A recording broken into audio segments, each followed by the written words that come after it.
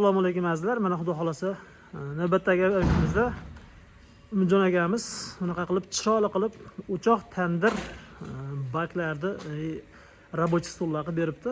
Hozir buni xizmati necha pul bo'ldi, nechta g'ish ketgan materiallarni hisoblab polностью hozir bitta yoritib o'tamiz. Umidjon aka qolmaganda charchamayapsizmi? Yaxshimisiz, tinchsiz. Rahmat. Bularni bitta tanishtirib o'tasiz endi aka. Boshlab рабочий stoldan boshlaymiz. Aha. Рабочий stol. Balandligi 185 standart razmerda.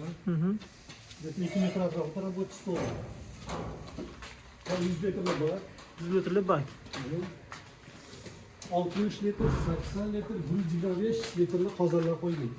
Va 20-18 sinus sig'adigan tandiram bor. Oddiy pishgan ishdan bo'ldi. 7 litrli pishgan osh ketgan aka. Standart. Standart ketdi, 2000 atrofida ketishi ketgan. 2000 ta g'ish ketgan. 2000 ta g'ishimiz donasi 1000 so'mdanmi hozir shunda? Shunaqa hozir. Ishtonda zarra boshqa joylardan Biz hozir bu aytilayotgan turgan narxlarimiz, eslatib o'tamiz, Farg'ona viloyati Rishton tumanida bo'lyapti. Umidjon akamiz o'zi ham shu Rishton tumani Chekinasirdan qishlog'ida. Hozir bunga necha pulga g'ishlarni urib bergansiz buni hozir? Buni 6000 ga to'lov yurilganmiz. 6 millionga cho'rnov urilgan. Holat yurilgan. Kafellardan tashqari. Kafeldan tashqari. Kafellar abdinidagi qilinadi. Kafelar deymiz. Kimga qanaqa yoqsa o'shanga qarab turib aytiladi kafel narxi. Hozir bitta tochkasi necha puldan bo'lyapti shunda buni?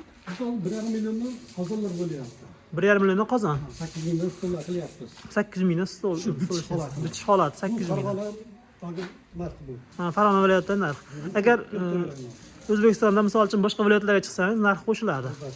Narx qo'shamiz. Yo'l kiradi, boshqasi bor.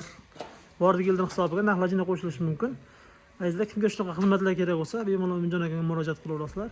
Akamiz xudo xolasa chiroyli qilib xizmat qilib beradi. Mana ishlarini ko'ryapsiz, sifatli. Xudo xolasa hozir endi bitirishdi bu ishni. O'zi o't qo'ymoqchi edik. O'choqlarga o't yoqib bitta dimoxotlar tortishni ko'rsatmoqchi edik. Endi hozir isbet qilmay qoldik. Xudo xolasa ularga javob beradi Umidjon akamiz.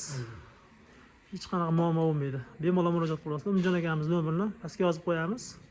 Kimga kerak bo'lsa aloqaga chiqaveradi. Sog' bo'linglar, salomat bo'linglar.